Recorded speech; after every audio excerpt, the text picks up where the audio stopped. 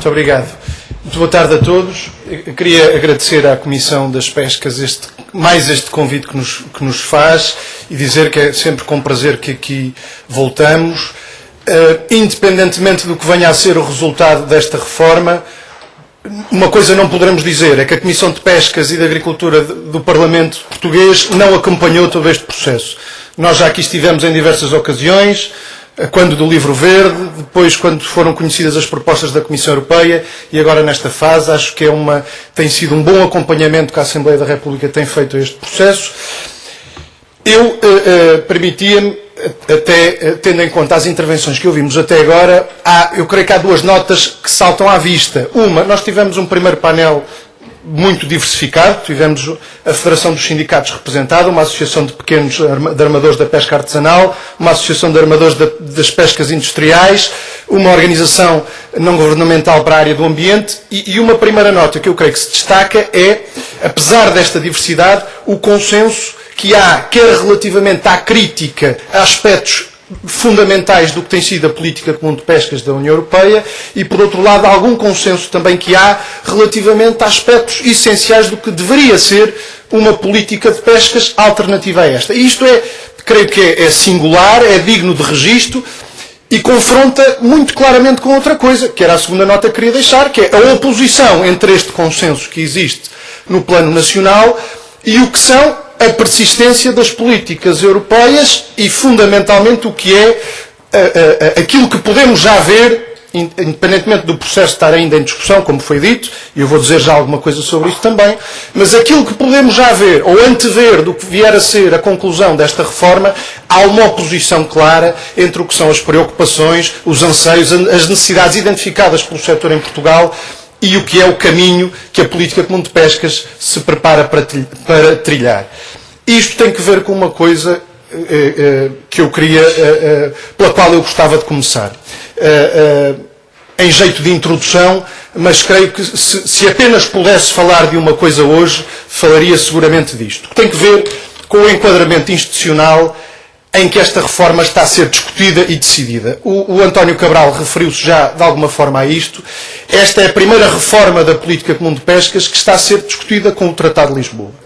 O Tratado de Lisboa atribui como competência exclusiva à União Europeia. Portanto, há três tipos de competências exclusivas, partilhadas e complementares. A competência exclusiva existe em poucas coisas, e em questões tão relevantes e basilares até do próprio processo de integração, como seja a política aduaneira, as políticas monetárias, a política comercial e de concorrência, o Tratado de Lisboa resolveu meter aqui a gestão dos recursos vivos marinhos. Quando todo um conjunto de outro muito vasto de competências está distribuído pelas competências partilhadas, ou seja, aquelas que são exercidas conjuntamente pela União Europeia e pelos Estados-membros, ou pelas competências complementares, aquelas em que a União Europeia só intervém na medida em que os Estados-membros não intervenham. A atribuição da gestão de uma competência exclusiva à União Europeia neste domínio tem uma consequência. É que a decisão do que vai ser o futuro da política comum de pescas vai ser feita em condições em que, por exemplo, o país, como Portugal, fala-se muitas vezes nisto, Portugal tem a maior zona económica exclusiva de toda a União Europeia, dos 27 Estados-membros. E, portanto, se há país que à partida terá interesse no que vier a ser a política de pescas, é Portugal.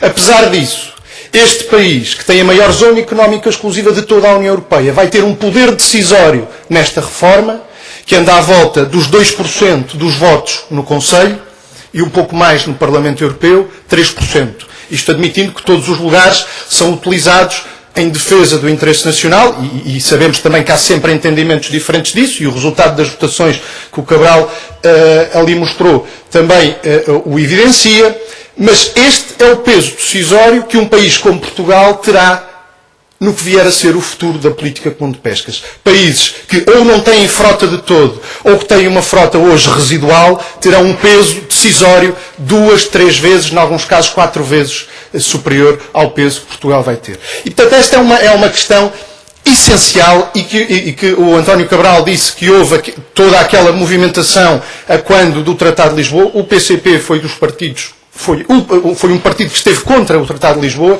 e uma das razões para isso era precisamente a atribuição da gestão exclusiva à União Europeia dos nossos recursos vivos marinhos. Não está em causa, naturalmente, a necessidade de cooperação e de articulação entre países. Os recursos pesqueiros não conhecem fronteiras administrativas, portanto evoluem em águas que não acompanham as fronteiras administrativas. Não está em causa essa necessidade de articulação, de cooperação. O que está em causa é a atribuição de uma competência exclusiva, ainda por cima, nos moldes hoje existentes, que é uma desigualdade tremenda do poder dos diferentes Estados à mesa do Conselho ou no próprio Parlamento Europeu.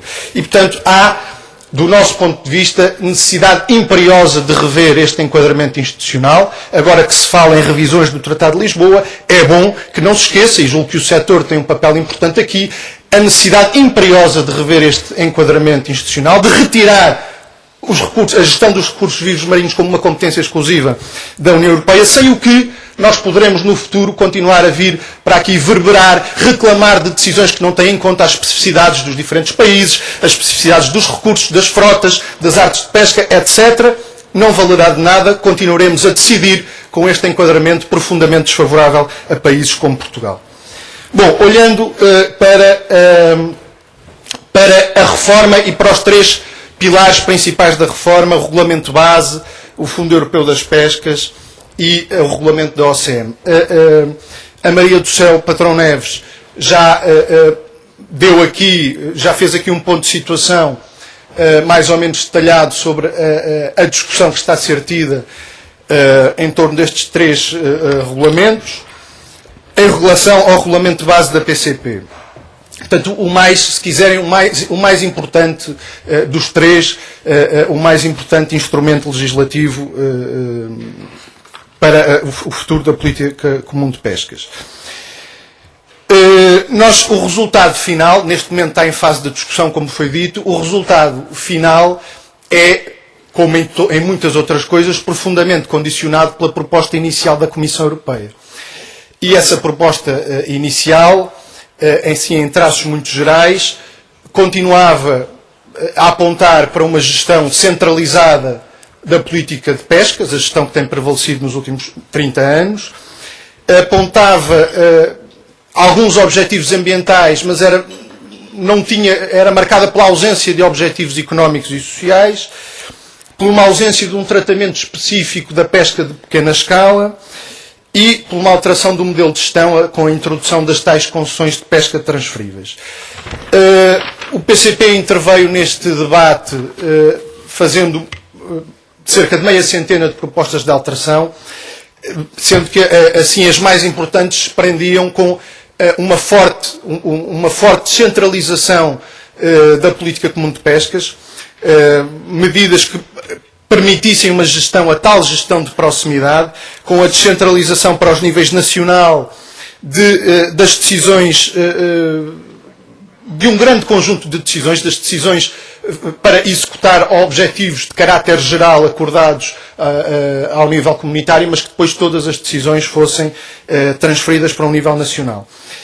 Foram várias propostas nesse sentido. A proposta também que foi aqui referida da manutenção e a atribuição de um caráter permanente à derrogação que hoje existe, a reserva de acesso exclusivo na área das 12 milhas. Nós até propusemos que pudéssemos ir além das 12 milhas em função da plataforma continental, da extensão da plataforma continental, e portanto que houvesse isso não foi aprovado, foi das propostas que fizemos que caíram. E no caso das regiões autónomas, Madeira e Açores, pudéssemos passar das atuais 100 milhas para as 200 milhas, de forma a incluir um conjunto importante de montes submarinos que existem, nomeadamente na região autónoma dos Açores e que hoje ficam fora das 100 milhas. O resultado final foi rejeitado, e isto foi um aspecto positivo. Resultado final, tanto quanto se pode falar em resultado final, visto que tudo isto ainda está a ser negociado, mas resultado final do que foi a votação no Parlamento Europeu.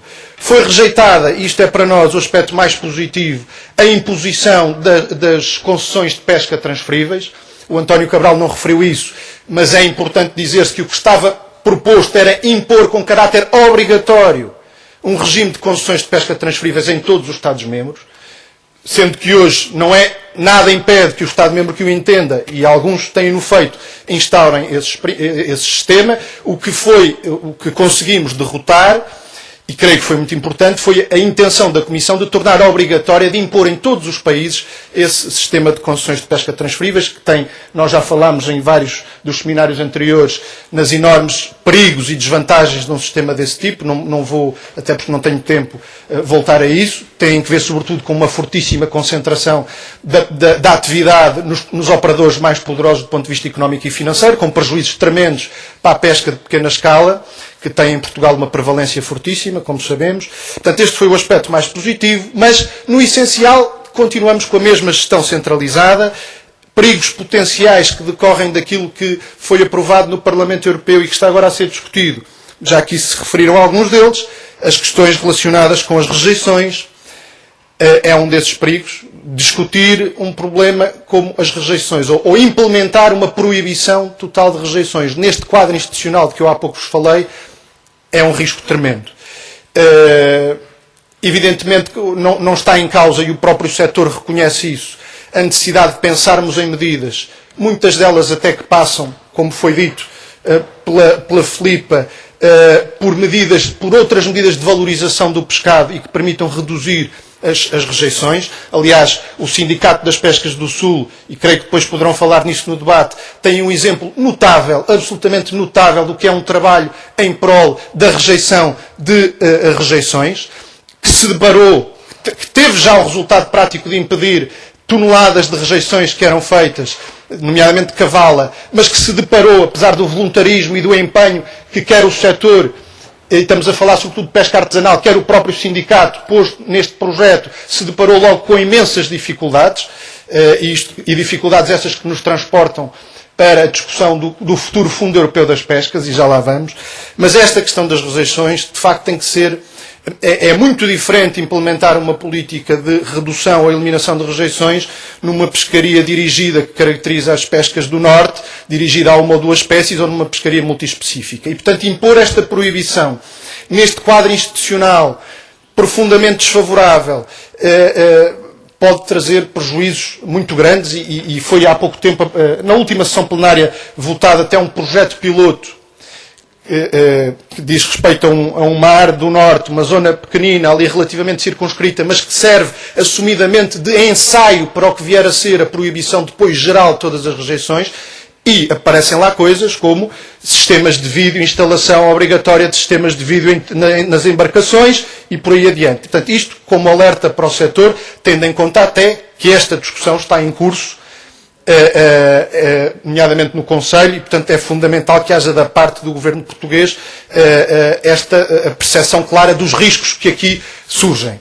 Bom, abreviando, Fundo Europeu das Pescas e dos Assuntos Marítimos, a proposta em curso, a discussão aqui está mais atrasada, como a Maria do Céu referiu. A proposta de base é profundamente desfavorável a Portugal, também aqui. Ela representa um desinvestimento na pesca. Portanto, a visão que orienta o futuro Fundo Europeu das Pescas e dos Assuntos Marítimos é deixar de apoiar o que ainda se apoiava na pesca para apoiar outras atividades, como é dito, da economia marítima. Portanto, uma visão de diversificação de atividades contra a qual nós não somos e que pode ser importante, mas numa visão de complementaridade face à pesca. Quando a visão da Comissão Europeia não é esta, não é a visão da complementaridade face à pesca, é a visão da substituição, e portanto este é um aspecto negativo. A discussão está... Nós fizemos mais de 150 propostas de alteração ao Fundo Europeu das Pescas para eliminar restrições ao financiamento, por exemplo, em novas, quer a questão do investimento nas embarcações, quer a infraestruturas de apoio em terra à atividade da pesca. Portanto, a proposta da Comissão não quer financiar novos portos, novos locais de desembarque, novas lotas, e nós propomos eliminar essas restrições, propomos a possibilidade de apoiar renovação em determinadas condições da frota, Propomos apoio a diversas formas de associativismo, em especial no segmento da pequena pesca. Fundamental, uma coisa fundamental, a entrada de novos profissionais na atividade. Havia aqui uma discriminação em que se apoiava a entrada de novos profissionais na aquicultura, mas não na pesca. E aqui, aparentemente, a Comissão já acedeu a permitir, a permitir o apoio também a novos profissionais a entrar na pesca. Uma majoração dos apoios na criação de novas empresas por parte de jovens, é outra das propostas que fazemos, e investimentos que se situem em regiões da coesão. E muitas outras, algumas delas passam, e eu queria vos dar nota disto também, porque eu vim aqui mais do que uma vez, falar sobre o relatório da pequena pesca, de que fui relator. Aliás, tive a oportunidade de reunir, quer com muitas das associações que aqui estão representadas, quer com a própria Comissão das Pescas e da Agricultura aqui da Assembleia da República, e muitas dessas medidas que constavam do relatório, que foi aprovado com largo consenso, foram depois vertidas sob a forma de propostas de alteração, quer para o regulamento do Fundo Europeu das Pescas, quer para o regulamento base da PCP. E a verdade é que se houve, em relação ao regulamento da pequena pesca, um consenso bastante alargado em medidas tão importantes para a pequena pesca, algumas delas pela primeira vez constam de um documento aprovado pelo Parlamento Europeu, como questões mecanismos de apoio para situações de emergência, compensações financeiras para os períodos de paragem biológica, definição de áreas de reserva de acesso exclusivo, o alargamento para lá das 12 milhas dessas áreas, intervenções ao nível dos mercados e da comercialização, de forma a valorizar o preço de primeira venda do pescado. Enfim, muitas medidas que constam no regulamento da pequena pesca, mas depois isto é um regulamento, é um relatório de iniciativa do Parlamento, tem um valor de recomendações. Na hora de verter essas recomendações para instrumentos legislativos, muitos daqueles que deram o apoio ao relatório sob a forma de recomendações agora vão votar contra estas recomendações. Alguns já votaram contra no caso do regulamento base, e estou certo que será muito difícil que venham a constar do regulamento do Fundo Europeu das Pescas. Enfim, veremos, e estamos neste momento a bater por isso, até na discussão das propostas de compromisso que está a ser feita, e portanto veremos o que acontece. É cedo ainda para falar nisto. Uma área pela qual nos temos vindo a bater, e para terminar, já estou a atingir o tempo, o aumento da comparticipação comunitária na aquisição de dados biológicos sobre o estado dos recursos.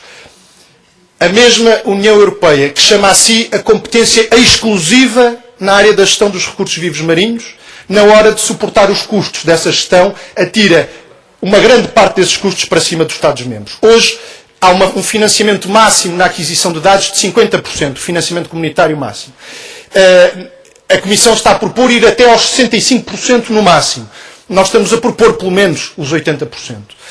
Mas há aqui uma grande incongruência, percebem isso. E para terminar, a Organização Comum de Mercados dos Produtos da Pesca, com mais propriedade poderia ser chamada uma desorganização dos mercados dos produtos da pesca, pois desmantelam-se praticamente todos os instrumentos de regulação que ainda existiam. Várias propostas que fizemos para intervir na cadeia, permitindo uma distribuição mais justa do valor acrescentado ao longo da cadeia de valor do setor, foram chumbadas. Propostas que fizemos e que julgo que eram importantes para Portugal, de conservar nas autoridades nacionais competências que são acometidas a organizações de produtores, se os Estados assim o entendessem, visto também que em Portugal há um desenvolvimento muito insuficiente das OPs, até que tal acontecesse, pelo menos permitir essa margem de manobra às autoridades nacionais, foram chumbadas também. Enfim, nós votámos também contra o regulamento da OCM, como contra o regulamento base da PCP. Está agora a ser discutido o Fundo Europeu das Pescas. Pronto, esse está mais atrasado, veremos. Talvez lá para o segundo semestre tenhamos algumas notícias sobre o desfecho desta discussão. Portanto, muito obrigado.